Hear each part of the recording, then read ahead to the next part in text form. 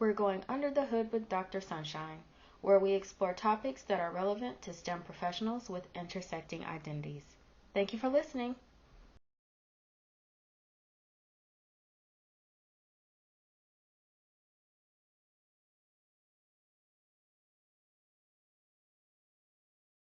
Welcome back, everyone, to Under the Hood. This is episode 5, where today we're going to talk about the National Science Foundation Graduate Research Fellowship Program. So we have a very special guest with us today, PhD candidate Casey Finnerty. And once again, just to remind you all, Under the Hood is a space for aspiring, current, or retired STEM students and professionals, or your family and friends that want to come and hear about the behind the scenes experiences, about what we go through in our lives as STEM professionals. And so just a little bit more about Casey. Once again, he's a doctoral candidate in the environmental engineering program at University of California, Berkeley. He earned his bachelor's degree in chemical engineering from UC Berkeley in 2013. And Casey was also an NSF GRFP recipient from 2017 to 2020. His aspiration is to develop integrated technologies and approaches that create safe and sustainable access to clean drinking water. He is exploring the fields of water quality improvement, such as the removal of harmful chemical or biological contaminants. He's working on water infrastructure, such as the transportation and storage of water. And he's also interested in water access, which includes tapping into new water sources through technological advancements. And so with that, welcome, Casey. Happy to be here. Wonderful. Yeah, I'm so excited. So just a little backstory. I actually met Casey during my interview for my current position at UC Berkeley, and he was on the student hiring committee. So right away, I knew that Casey was a good leader in the department, and I slowly heard that he was also the GRFP whisperer. So we're happy to have him today to talk to rising graduate students, senior undergraduate students about how to prepare for the National Science Foundation GRFP application. Okay. So we're going to run through the gamut of the applications and best practices. So yeah, let's jump right into it. Good. Okay. So the first part of the podcast, we'll talk about general best practices for applying for this award. So let's start by talking about eligibility. So Casey, can you tell us who can actually apply for this grant in terms of citizenship status or level of education? And when along the student's timeline should they ideally apply for the award? Yes, I think this is like the perfect place to start. So the National Science Foundation is a government agency. And so as a result, students that are applying must either be US citizens or permanent residents in order to be eligible to apply. Additionally, students must either be enrolled in or about to enroll in a graduate program in a STEM related field. And so usually I will recommend that students try to apply twice, once as an undergraduate senior, or even as like a working professional who's about to enroll in a graduate program, and then the second time as a graduate student. There is a rule that NSF instituted a couple years back saying that that graduate students, so once you're enrolled in the graduate program, you're only able to apply once. And so generally that means either applying in your first year as a graduate student, or if it's possible to apply at the beginning of your second year. And does your designation as master's student or PhD matter in your first year as a grad student? It will. So yeah, there are definitely like all sorts of caveats to NSF's like rules. So if you are in a kind of a joint master's bachelor program, you can still apply in your first year in your PhD program. Otherwise, if you are applying, otherwise if you like have your or like in graduate school and going through your first master's or going through to get your master's, you can't have a master's before applying. And so you'd have to, in some cases, like a lot of graduate programs are 2 years. And so you could apply at the beginning of your second year. Berkeley is like one of those programs that it happens to be a 1-year program. And so oftentimes what PhD students will do is they'll kind of push their graduation from the master's an additional semester so that they can get kind of a year of experience under their belt, develop relationships with professors for letters of recommendation, and apply that second year. So as you guys can see, the eligibility process can be a little bit tricky. So just keep in mind whether or not you've earned a master's and how much time you've spent in graduate school. And so the next question I'm going to ask is, what are the basic components of the application? Yeah, so I think like the ones that are like probably the most striking are the statements and maybe like most intimidating. So there's the graduate research plan statement, which you know, a shorter version is the research statement. And then there's also the personal relevant background and future goals statement, which I usually refer to as the personal statement. And so those are kind of the two written statements that students will need to prepare. In addition to that, there's also layers of recommendation. So students must submit at least 3 layers of recommendation, somewhere between 3 and 5 layers of recommendation for applying. And then some like kind of lesser known materials that are required for applying for the NSF are having a transcript. So NSF has like directions on like, you know, what kind of transcript. So like an official one, or if it can be printed off kind of your school's website. There's also a teaching and work experience relevant to your field of study. And this is kind of one of those things where it's like, as you're preparing to submit your application, you hit this section and you're like, oh, like this is actually taking a while to like list all these different things. And so I do recommend like knowing ahead of time that that's like a part of the application process. And then the final section is the honors, fellowship, scholarship, publications, and presentations. And this is kind of like an open-ended box that you can format how you need to. But it's also kind of one of those application components that takes a while. And if you're, you know, close to the midnight deadline or something like that, can really add a lot of stress. So I do recommend like working and thinking through those way ahead of time before you end up submitting. Great, thank you. Then our next question here is about the timeline for how much time the applicant should be spending putting their applications together. I think this is critical. You've actually devised a wonderful timeline for your internal guidance document for our department.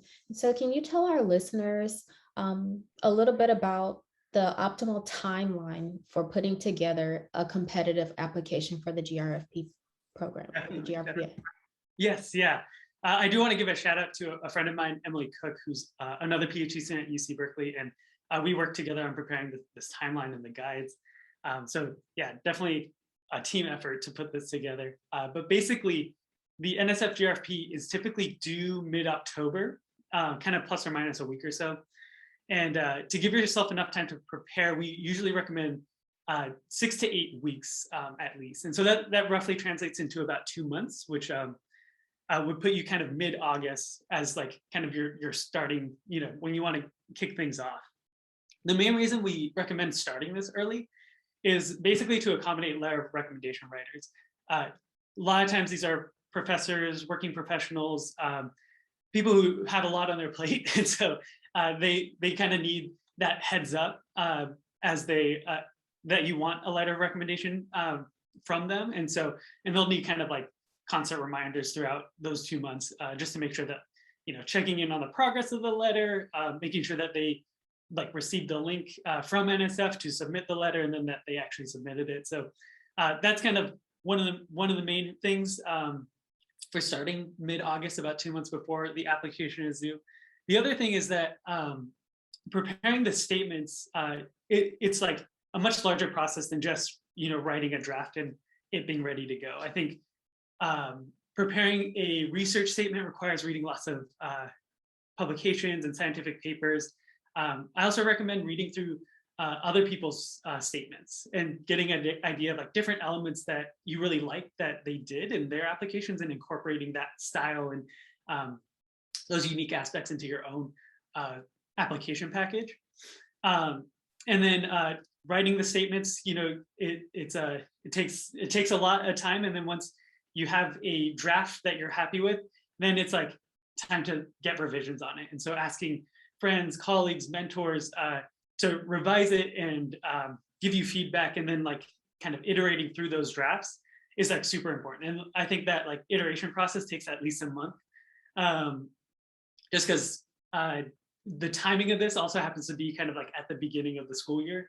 And so you'll be starting up classes, it's due right around midterm time. And so you'll have a lot of things going on. So the more you work ahead of time, the happier you'll be for sure. That's great advice, especially around this time of the year. It's time to get started with your applications. So the next question I'm going to ask to round out this topic about best practices. So I'd like to talk to the students that may be on the fence about whether or not they should apply for the GRFP. So what are some important self-reflections for an applicant that may be on the fence? Yeah, I think it's so important to kind of think through like what the longer term implications of applying to the NSF GRFP might be. And so generally, the NSF is used to support PhD students in their research. It can be used if you're just interested in your master's to support that. But a large majority of the people who apply for the NSF end up using it for funding kind of their cost of living and their research expenses. And so the PhD process, so NSF will provide you with funding for 3 years, but the PhD process is actually much larger than that, usually 4+ years. And so if you're kind of going down that track, it's definitely worth like at the beginning to think like, is that what I want to do? And what do I want to do in life? And do I need a PhD to necessarily get there? And sometimes the answer is no, and that's totally fine. And if the answer happens to be no, I think that like it's worth kind of making that decision to not apply for the NSF, just because that'll give you more time to like pursue activities that will help you kind of pursue those other goals. But if the answer is yes, then it's good to kind of come to that decision early, because you want to like be certain and like be able to like write your statements with conviction. And if you don't have to convince yourself, it's much easier to convince other people who will be evaluating your application. So yeah, just like thinking kind of in early August or mid-August about like, is this a direction that you want to go down? And if it is, just like really fully committing to like working on the statements, applying to graduate school if that's also something you're going to be doing, and then like going down that route. And what's also nice too is like you can always you have until like you'll find out about the NSF like around mid-April. And so if something dramatic changes or you find that a different career path is better for you, you can always reject the NSF GRFP. That's totally fine. And if you reject it before the deadline, you can reapply if you like end up going back to applying for graduate school. And so I believe that as long as you reject it like within the deadline and that doesn't expire, and then you're about to like enroll in a program, you can reapply for the NSF GRFP. That's good to know. Okay.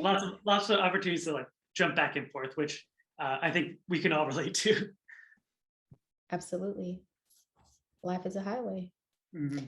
So thank you for that. Those are some good best practices.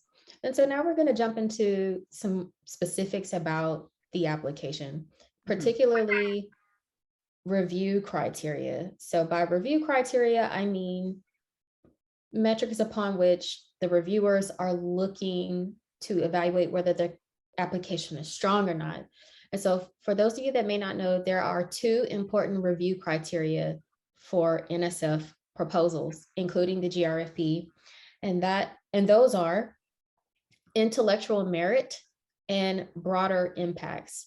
You may hear us say IM and BI, so intellectual merit and broader impacts. So let's introduce our listeners or reintroduce our listeners to these 2 review criteria. And can you tell us about that, Casey? Sure, yeah. I think this is a general good practice just to see how you're being evaluated. And I think like that's something I definitely overlooked when I was applying the first time to the NSF. Ideally, they're telling you exactly what they're like specifically looking for, and how they kind of define these 2 terms, intellectual merit and broader impacts, are like they're looking at those things. And so when you receive your feedback, they're going to provide you feedback on like the intellectual merit and the broader impacts of your application package. So yeah, it's a very central thing for the NSF GRFP. There are definitions online, but they're kind of like hard to sift through. And so like for intellectual merit, for example, it says potential for the proposed activity to advance knowledge and understanding within its own field and across different fields, which I don't exactly know what that means. And so how I kind of like redefined this, or how Emily and I worked on redefining this, was that this intellectual merit evaluates if you are ready to conduct research from a technical standpoint. And so it's like, do you have the experience, skills, and knowledge that you would need to succeed in lab? Similarly, broader impacts, formal definition, potential for the proposed activity to benefit society or advance desired societal outcomes. We think that broader impacts evaluates that if you're ready to conduct research from a moral standpoint. Do you genuinely care about society at large and the individuals within that society and how your research would affect them? That's great. So that's a great introduction to those two review criteria. And so I'd like to get into the specifics. And so can you explain to the listeners, what are some examples of specific elements of an application that reflect a high level of intellectual merit? Definitely, yeah. So intellectual merit, it's kind of one of those things, or like, so for both of them, they're gonna like have to permeate every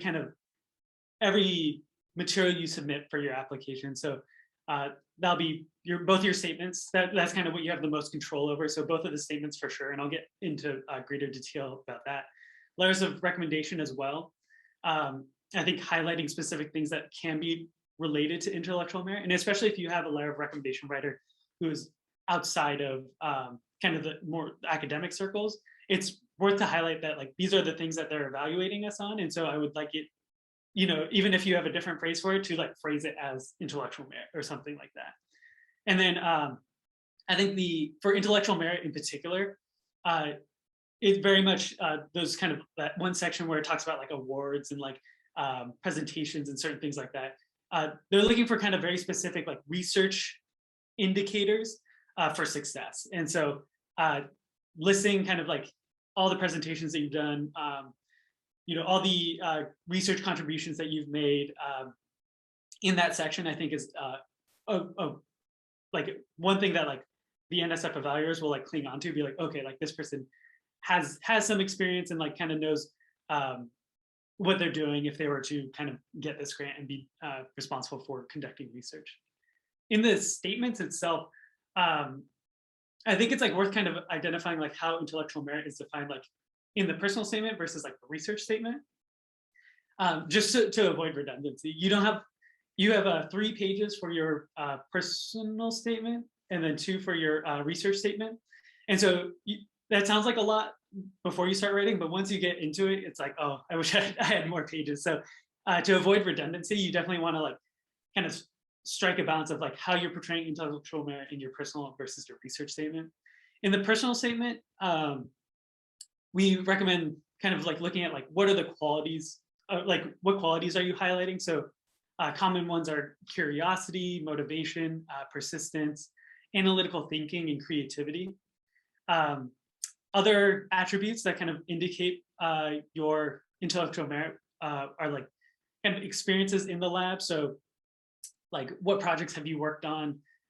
What presentations have you contributed to, or publications you have contributed to outside of the lab? This could be like course projects. So like, were you working on a design project or something like that? And what role did you play? And that really kind of highlights analytical thinking. And then I think teamwork and leadership is another sign of intellectual merit that they look onto. So any leadership or teamwork opportunities that you can highlight. I think that leadership is probably like emphasized more, but being a team player and being able to work with a team is so important. Just in like once you're in in the lab, you'll realize that like, you know, this person like can help you with this technique and that person can help you with this, and it's definitely a give and take in research. So don't discount your teamwork experiences.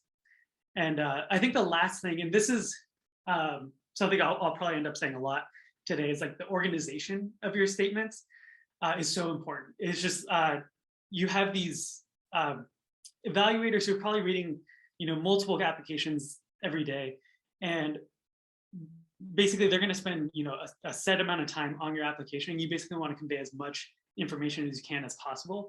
And that really comes through the organization. And so if you have like headings and subheadings, and so like something that like if you can make it as skimmable as possible, that's really going to help them out. And in turn, they'll like get a better sense of who you are as an applicant. And so the organization, I think, is like, I link it with intellectual merit because it kind of shows this maturity in like your thought process and like thinking about like who the evaluator is. And so I think that that's a key point. On the research statement side, I think intellectual merit really comes through like how rigorous the proposal is. Have you identified an interesting topic? Do you know the methods and methodology that would be required to evaluate that topic, as well as like how you evaluate the results? And then setting realistic research goals. And this can be very hard for even like, older PhD students, like to set like realistic research goals for yourself in like a 3 to 5 year kind of range. And that, I think that's where like those revisions are helpful, getting input from professors, from graduate students to be like, okay, like this is a fascinating work, but you're proposing like 10 years of work. And so just like being able to scope it appropriately, I think is another part of intellectual merit when it comes to the research statement. That's great. And we'll segue directly into the analog, which is what are specific examples of an application that reflects a high potential for broader impacts? Yes, yeah. So similarly, should permeate kind of all the application materials. With regards to the statements, which you have a kind of more control, like we were saying, over. So for the personal statement, you really want to highlight kind of what are your like underlying motivations for engaging in this work, and what kind of experiences have kind of informed your decision. And I think like one thing to know is like those experiences don't have to be like rosy. They can like, they can be messy. It can be, starting out with like a mistake you realize you had made that like you didn't realize at the time. It really wants to show that you've kind of like developed and grown into kind of having these broader impacts in mind. And and just like how that's really kind of solidified your decision to kind of move forward. And that's where that like deciding whether to apply for the NSF GRFP at the beginning is really helpful. Is like, this is what you want to do and you're going to just go for it full force.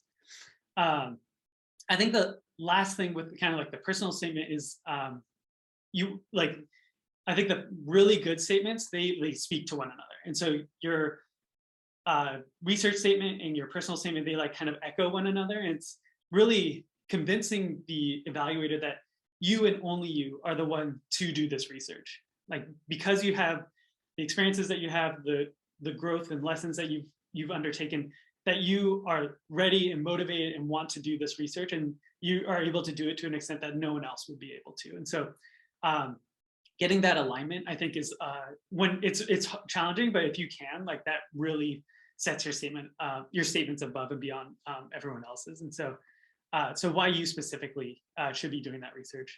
On the research statement side, I think it's being able to relate the work to how it would impact the broader society and kind of like what the outcomes would be down the line. I think other aspects of it too include communication. So how are you going to disseminate the results? Are you going to go to conferences? Are you going to, I think, there's a lot of value in like novelty. And so are you going to find like creative ways, kind of like this podcast, like creative ways of getting information out there, as well as outreach. And so being able to kind of incorporate what you're doing in the lab and like exciting, the next generation to engage in, really cool STEM related fields, I think is another aspect of like how broader impacts fits into the research statement. Thanks, Casey. I think that was really helpful. And I think this is a perfect segue to speak more specifically about the statements. Mm-hmm. And so just to keep the listeners on track, we talked about the review criteria, the things that they're looking for in the statements. Now we're going to talk specifically about the components of the statement and how you should go about organizing your time and developing these statements. So the first thing I'm going to ask, so in terms of the research statement, what is the purpose of the document and what makes a research statement strong? Yeah. So the research statement is essentially kind of like, can you prepare a well-written and interesting research proposal? It's worth noting that you are not obligated to conduct the research that you do propose in your actual graduate program. As you all will learn, there are so many external factors that affect what research you end up working on. And so NSF understands that reality. And so I think that, just like being able to form kind of a well-formulated research proposal is like one step to it. I think the other side of that is like being more daring with that research proposal, because there are a lot of funding agencies out there that are funding research through different avenues. And so NSF is really wanting to like invest in that like big jump. And so I always encourage students to get creative with whatever research statement they're putting together, and really like kind of shooting high for what they're doing within reason. You have to have kind of the background research and like reading the literature just to make sure that like it makes physical sense. But yeah, definitely want to emphasize originality and like going big for that research statement. I think the other side of this is the just kind of sounding like you know what you're doing. I know there are many times where I feel that I like don't know what I'm doing, and you kind of figure it out as you go. But yeah, I think in the research statement, it's really important to kind of like convey a certain amount of certainty and confidence. And so that I think that comes with the revisions is a big part of it, and as well as like doing a lot of background reading on it. And then I mentioned this before, but the organization I think is so important for both the personal and the research statement. And so just making sure that you are making effective use of headers and italics and underline. That's one thing is I thought was silly at first, was like, if you have like a really big thing, like a really, like say you contributed or a co-author on a paper, and you want to make sure that they see that, like underline it. And like it seems ridiculous, but it's just like the reviewer is going to look through it and they're like, oh, there's only like 2 things underlined on here, I'm going to read those for sure. And so like that's part of what I mean with organization, is like really like helping the reviewer hone in on the specific things that you want them to. Okay, that's great. That's great. And so we're going to jump right over to talking about the personal statement. And so I'm going to ask, what are the key components of the personal statement, and how is the personal statement different from the research statement? Yes, yeah. So the personal statement is basically the story of you and how you decided to pursue kind of this career in research. And so, yeah, I recommend generally starting on the research statement, because like I think like that one's hard enough to prepare, and so you don't want to kind of like put bounds on it. Whereas like your own experiences, it's like they like hold this kind of complicated space within you, and like you can kind of like orient them in different ways. And so your personal statement, you can kind of like weave into this story that speaks with your research statement. And so I think if you're really genuine about like approaching the research statement and pursuing something that you're really excited about, that alignment is actually easier to do. And so I think just kind of thinking about how your personal statement will speak with your research statement is one side of it. The other key components, I think, is a hook. So I'm sure this happens in research papers a lot, where if you're in a certain field and you read the introduction and like it's like the same paragraph over and over again. It's like, this is gonna like this is a great problem and a huge challenge, and like it kind of like you as a reader, you kind of like turn off and you're like are gonna skim until like you see something new again. And so I think the same thing happens with these NSF applications, is that it's easy to kind of like fall into more generic, almost cliche sounding introductions. Make it unique, make it something that like grabs the reader's attention, and like, because that's like precious time. And so yeah, have some kind of hook that really draws the reader in, and then like, yeah, take it from there.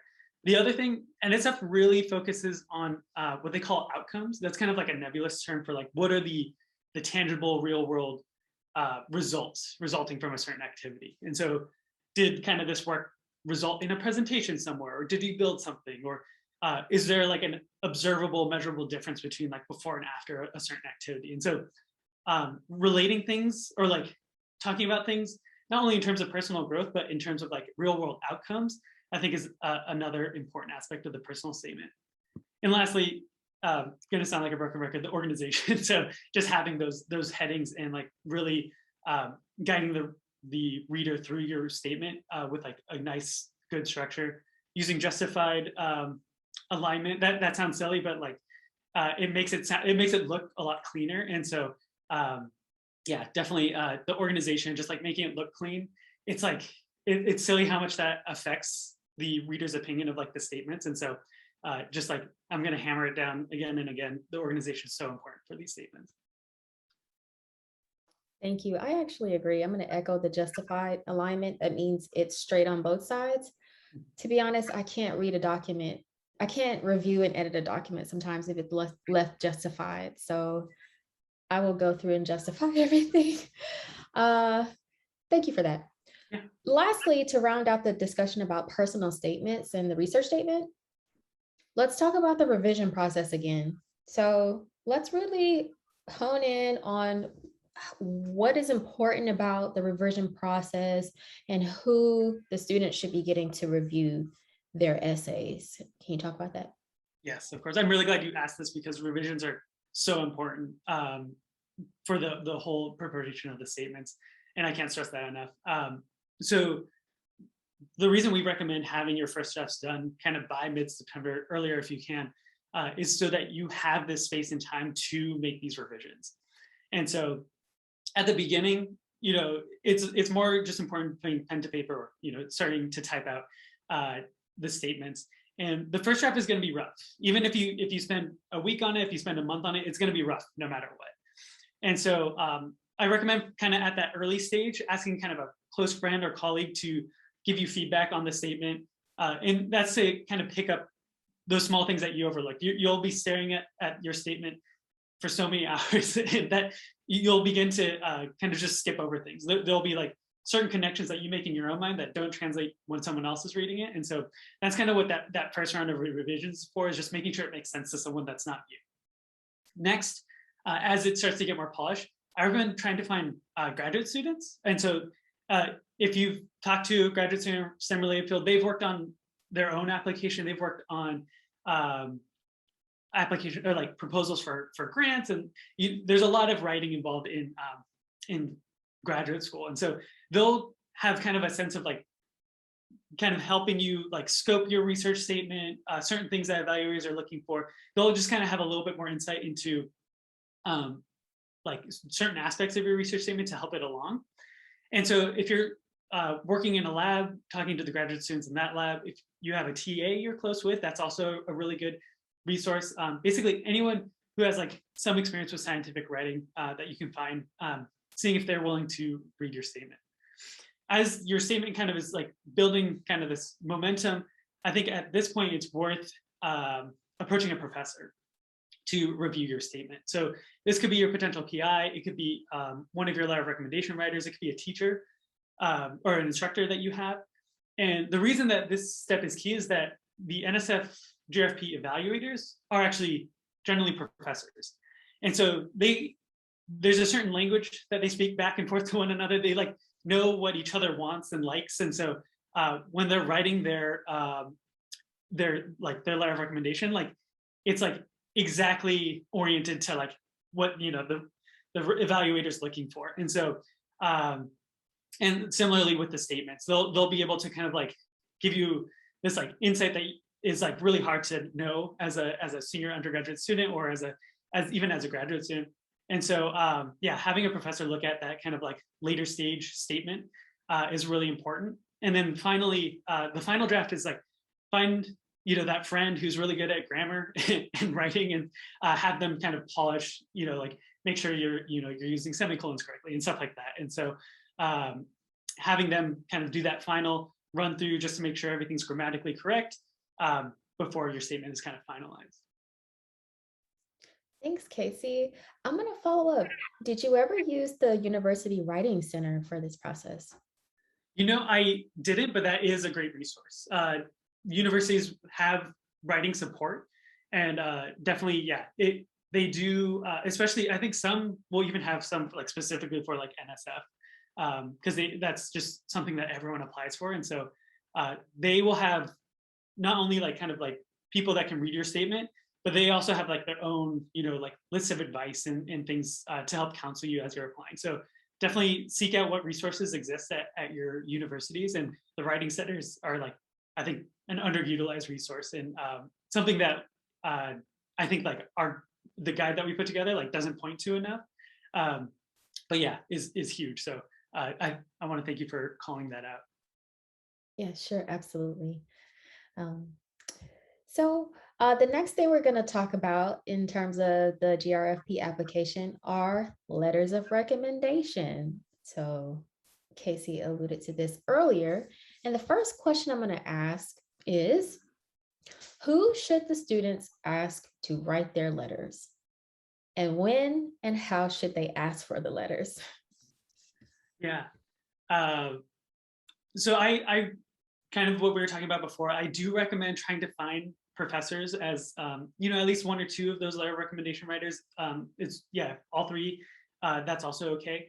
And so you're trying to, the reason for that, and I'll just repeat this, is that the evaluators and the professors are kind of like able to communicate very well to one another. And so if you want them to highlight certain things, like they'll know how to do that in a way that like the NSF evaluator will kind of value. So like certain indicators, they'll be like, oh, this helped with this project, which, they have kind of that like that broader scope of like what is going to happen with research projects down the line, and they can like relay that back. And so that's why I do recommend finding professors, but you don't have to, especially as an undergraduate. It's kind of hard to have like a large list of professors that you want to approach. So you could also approach like your boss at work, if you did an internship, and also your instructors, I think is another good one. And that kind of links with the next point I want to make, is that you want professors to highlight different aspects of you. And so kind of all these application materials are intended to kind of give your evaluator this full picture, as full of a picture as they can of you as a researcher. And so having, say you're you had an internship where you're doing research, having that person write your letter of recommendation to like highlight your research capabilities, and then having, say, a teacher of yours, a professor that taught a class that you maybe struggled with at the beginning, but went to office hours and like really developed a close relationship, and like have this kind of academic success story to like have them highlight that and like focus on that journey. And so that way the evaluators kind of can see like different sides of you as a student, you as a researcher, you as a worker, you as a competition team participant. It's they want to highlight kind of different aspects of you. If they get 3 letters, they're all saying kind of like the same thing. So like, say you have a professor and a graduate student all in the same lab, like talking about the same things, like you are missing an opportunity to kind of show them more, is what I'll say on that. With regards to when and how, earlier heads up is always better. So I would say, sometime between mid-August and September, like starting to send those emails out. Those emails can definitely be daunting, and so our guide has like sample emails that you can use. It's always good to remind the professors who you are, especially if you are like a student in a large class. It's easy to kind of get lost in that. Or if it was like a couple semesters ago, like reminding them like, oh, I took your class back at this time. I remember like these things, and so like just to like kind of like trigger their memory so that they remember who you are. And I think so like I think that's like really important, is like contacting them over email, and then like early and frequently. And so sometimes those emails will get lost in their inbox, and so just bumping out to the top of the inbox, thinking about like when they might be checking their email, or even like if like a graduate student in their lab, sometimes they have good insights on like when the best time to reach out to that professor is. So that could be Monday morning, or maybe it's like Monday at lunch after they've gotten through the initial list, and then it's like, oh, this is back on top. And so there's a lot of like kind of social engineering involved with trying to corral your letter of recommendation writers to like when acknowledge that they would want to write a letter of recommendation, and then making sure that they get it in by the deadline. Absolutely. And we'll talk about how to get an affirmative confirmation on that in just a second. So this next question I want to ask is regarding the content of the letter. Should students, take the initiative to tell the letter writer or make suggestions about what they want to go into their letter? Yes, 100%. If you make their lives as easy as possible, that it's like those small things. It affects their mood, and they're like, oh, like this will be easier, and therefore I'm going to put more into it. And so, yeah, if you can guide them to specific experiences that you want them to highlight, more information the better. You can even write like full paragraphs and be like, oh, like this is from my recollection, this is what I remember happening here, and like that will help them tremendously. And because they're spending less mental energy trying to remember like certain things, they will be able to talk about those things more specifically and in greater detail. And so it just really creates a richer letter of recommendation on their end. And so yeah, give them as much information as you can is what I recommend. Wonderful. I concur. Usually I can write a good letter when I have some bullet points to work off of. And so the last question about letters of recommendation I want to ask is, what if the student doesn't receive confirmation that the professor, instructor, or mentor is going to write the letter? What if they don't hear back? Yeah, it is tricky. I think because professors work at their own speed a lot of times, and so sometimes you won't hear that from them the entire time, and you'll have listed them on NSF, and then come mid-October, like, oh, I submitted. It's like, oh, like all this stress I've been feeling for the last 2 months, like was not, would have been saved if you just told me that, a while ago. I think that sometimes if they don't get back to you, that may be not a great indicator that they'll write a strong letter of recommendation. And so I think it's worth looking elsewhere. If you're not getting that confirmation back, that doesn't mean you have to scrap them entirely. You basically get to choose the order of your letter of recommendations. And so you could submit up to 5, and the first 3 are the ones that get written. And so it's good to have kind of some backups in mind. And so you can, if that one person is not getting back to you, you can move them to 4, move them to 5, and kind of look for someone else to fill that in. And then if they do end up submitting before the deadline, you could swap it around. But that way you will at least meet the minimum required letters of recommendation. And so your application will still be eligible for review. And so just making sure that you kind of get those 3, I think gives you peace of mind. And then for that one person who's kind of maybe poor at communicating back or not getting back to you at all, then they're just kind of a backup as opposed to something you're really relying on. That's perfect. Yeah, thank you so much for that.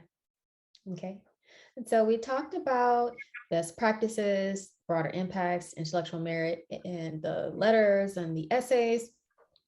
I want to go a little bit under the hood and talk about some of the barriers for students that they may face when they're trying to submit these applications.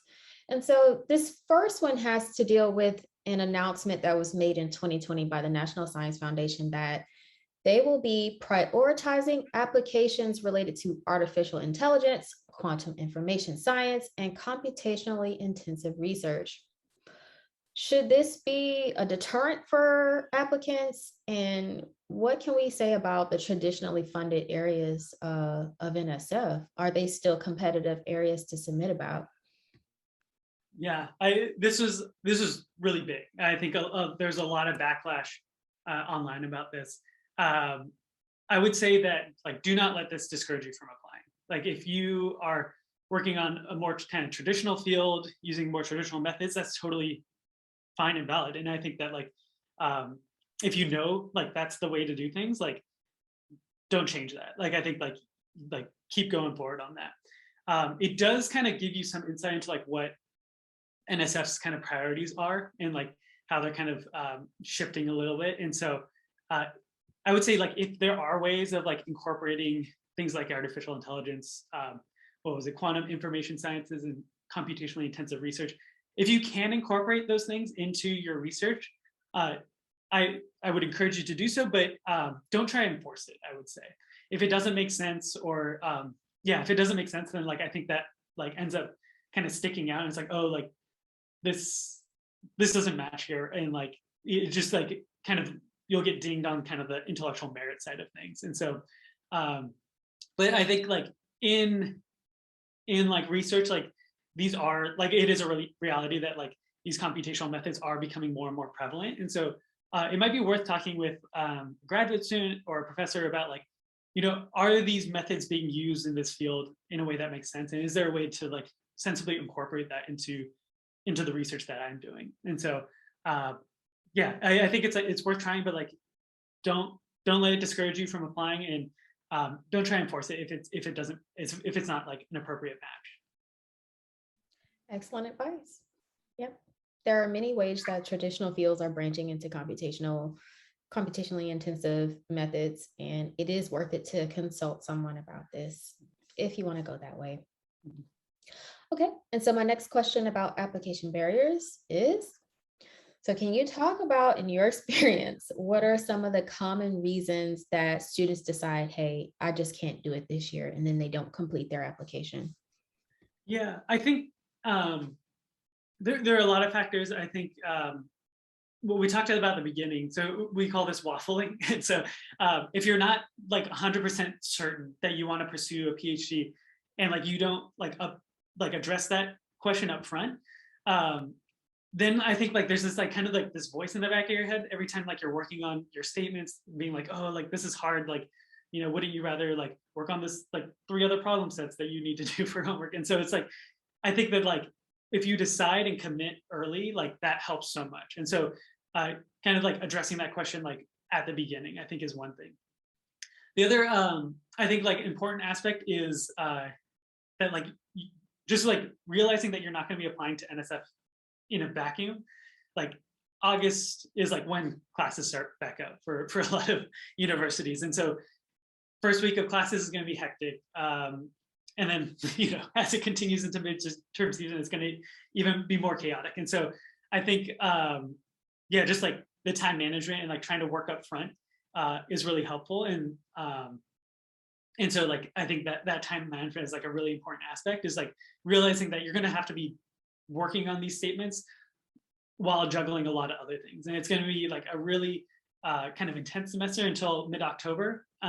But I do like, I think that it's so important, especially if you're an undergraduate senior, like it's worth applying, because I think the best experience you can, or like kind of the best way to prepare yourself to apply for the NSF is to have done it at least once. And so if you don't get it as an undergraduate senior, like you get another chance as a graduate student, and you have your feedback to work off of. And so you know kind of the ways that like you can, like they're telling you exactly how to like improve your statement, and you can like incorporate that in. I think the last thing is that the application, and this kind of ties in with the other 2 things, the application itself is really daunting. You know, getting asked to like find 3 letters of recommendation. I remember as an undergrad looking at that and being like, I'm not close with like any of my professors. Like, and so I think that that's a big barrier, where it's just like realizing that like, oh, I should have been kind of fostering this these relationships, and then like maybe like thinking back and like, you know what, I actually like did have a closer relationship with this one professor, and like maybe it's worth asking them. And then I think the research statement too, a lot of times this is the first time that many students will be preparing a research proposal, and so that too is like just not knowing where to start can be really daunting. And so our guide provides a lot of guidance on like, okay, like this is, you know, step 1, step 2, step 3, this is how to structure the statement. And so like I think trying to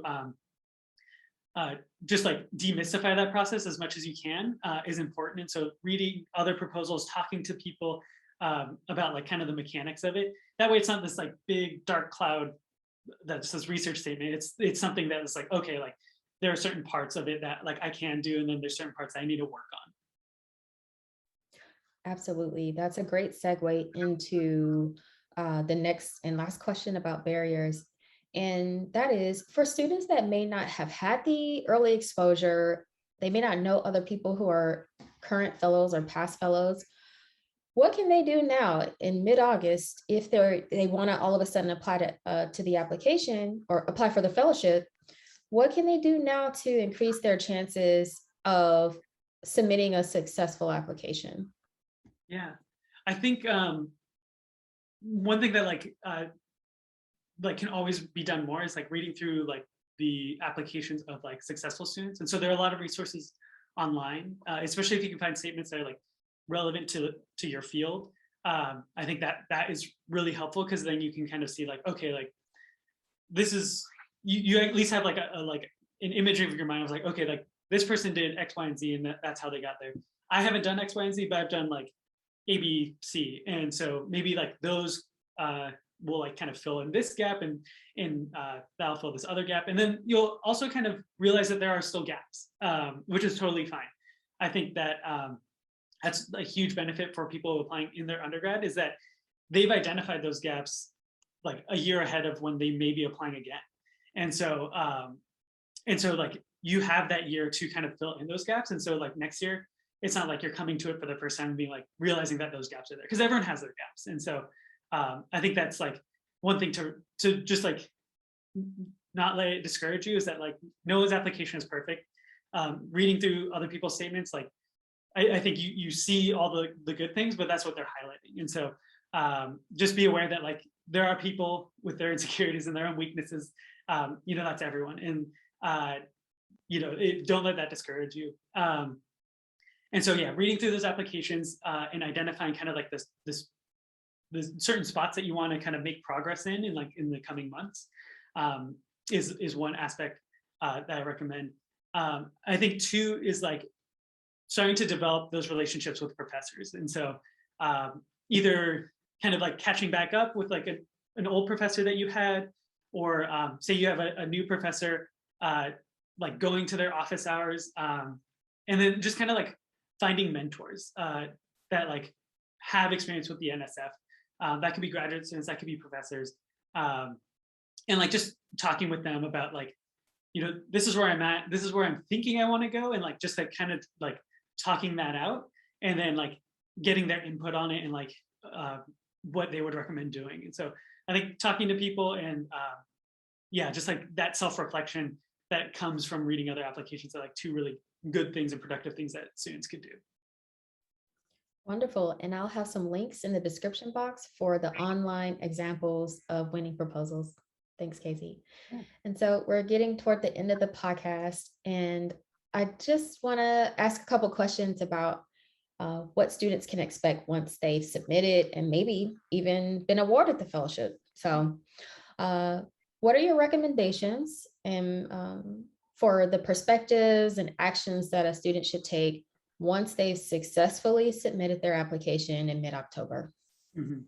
I think the number one thing is print out your materials. Like I still can't find my first application. It would have been so helpful to like have referenced later.